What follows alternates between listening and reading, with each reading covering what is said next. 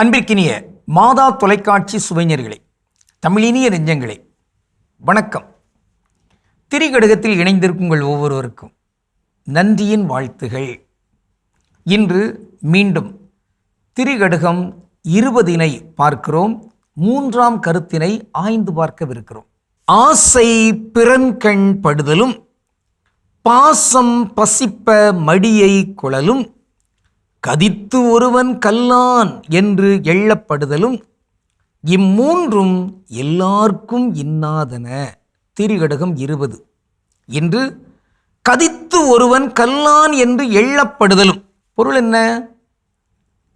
படிக்காதவன் என்று அடுத்தவங்க பகடி செய்கிற அளவுக்கு படிக்காதவராக அங்கு இருந்து விடக்கூடாது.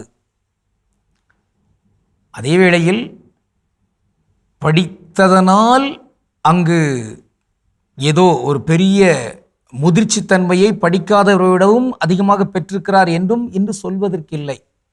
அந்த காலத்திலேயே ஒரு திரைப்பட பாட்டு வந்தது, தெரிந்திருக்கும் உங்களுக்கு. படித்ததனால் அறிவு பெற்றோர் 1000 உண்டு, பாடம் படிக்காத மேதைகளும் பாரினில் உண்டு. அப்படி வரும். அதில் அந்த அடுத்தடுத்து வருகிற கருத்து ரொம்ப சிறப்பாக இருக்கும், பார்த்துடுங்க. வாழை மரம் படித்ததில்லை, கனி கொடுக்க மறந்ததா, வான்முகிலும் படித்ததில்லை, மழை கொடுக்க மறந்ததா, சிரிப்பதற்கும் கொடுப்பதற்கும் படிப்பு தேவையோ அப்படிங்கிற மாதிரிலாம் கேட்பாங்க. பயங்கரம். அதுவும் இன்று கல்வி அறிவெல்லாம் வளர்ந்து வருகிற இந்த காலகட்டத்தில் இந்த பாட்டு பயங்கரமான வெல்வெளி, சவால் படிக்கிறவர்களுக்கு.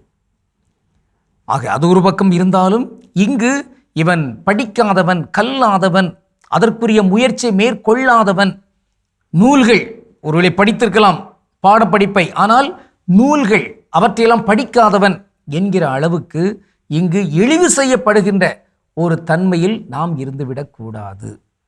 கற்றதனால் ஆய பயனன்கொல், வாளறிவன் நற்றாள் தொழார் எனின் என்கிற ஒரு செய்தியை 2ஆம் குறளாக வள்ளுவர் வைக்கிறார். அதான் என்னதான் படித்து என்ன பயன்? இந்த இறைவன், மெய் இறைவனாக இருக்கிற அவருடைய திருவடிகளை பற்றி கொண்டு அவர் வழியில் நடக்க முயலாதவர் என்ன படித்து என்ன பயன் என்பதாக ஒன்று உண்டு. அதோடு அறிவினான் ஆகுவதுண்டோ, பிரிதின் நோய் தன்னோய் போல் போற்றாக்கடை. அடுத்தவர்களுடைய துன்பத்தை தன் துன்பம் போல் ஏற்றுக்கொள்ள முடியாதவர், ஏற்றுக்கொள்ள விரும்பாதவர், அவர் படித்த படிப்பு என்ன, அறிவு என்ன? அதன் அறிவா? அதன் ஆன்மீகமா? இல்லை. பயங்கரமான சாடல். ஆக இந்த வகையில் நாம் படித்தவர்கள் படிக்காதவர்களை விடவும் கூடுதலான இறை நம்பிக்கையும் பிறர் நேயமும் இயற்கை நேயமும் கொண்டவர்களாக இருப்பதற்கு ஒரு வெல்வெளி, ஒரு சவால் இங்கு கொடுக்கப்படுகிறது. ஒரு அறிஞர் தொடர் வண்டியில் பயணம் செய்து கொண்டிருந்தார். அவர் மிகச்சிறந்த எழுத்தாளர். ஆனால் அவருக்கு முன்னால் இருந்த ஒருவர் ஒரு சாதாரண எளிய மனிதர். அப்போது வண்டி ஒரு இடத்துல இருக்கும்போது அந்த வெளியே இருந்த அந்த அறிவிப்பு பலகை அவருக்கு பார்க்க தெரியவில்லை. அது கண் பற்றாக்குறையாக இருந்தது.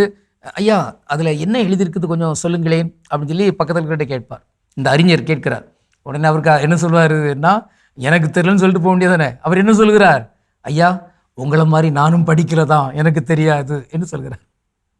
ஆக படிக்காத தன்மை என்பது அது ஒரு இழிவுத்தன்மை தான். ஆனால் இந்த இந்திய சமூகத்திலே படிக்காமலேயே வைத்திருந்த ஒரு கொடுமைத்தன்மை நடந்திருக்கிறது.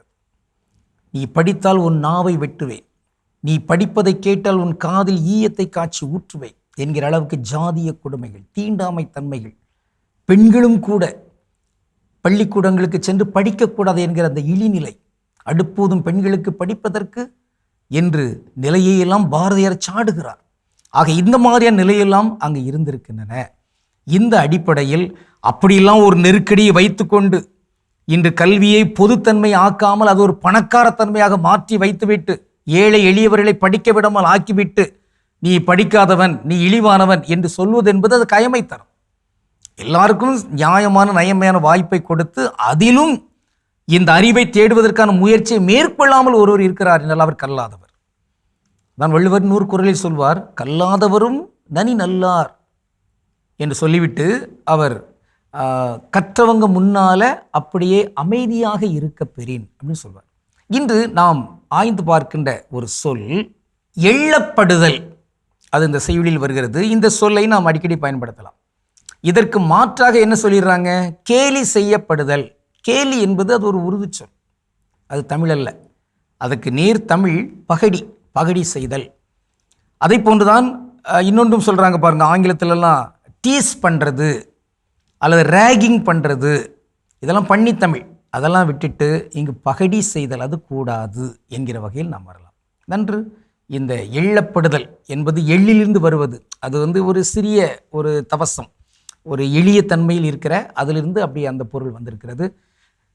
நாம் எந்த வகையிலும் எவராலும் எள்ளப்படா தன்மையில் இருப்பதற்கு கல்வி கற்போம், நூல்களை கற்போம், அதை வாழ்ந்து காட்டோம் என்று உறுதியேற்றுக்கொள்வோம்.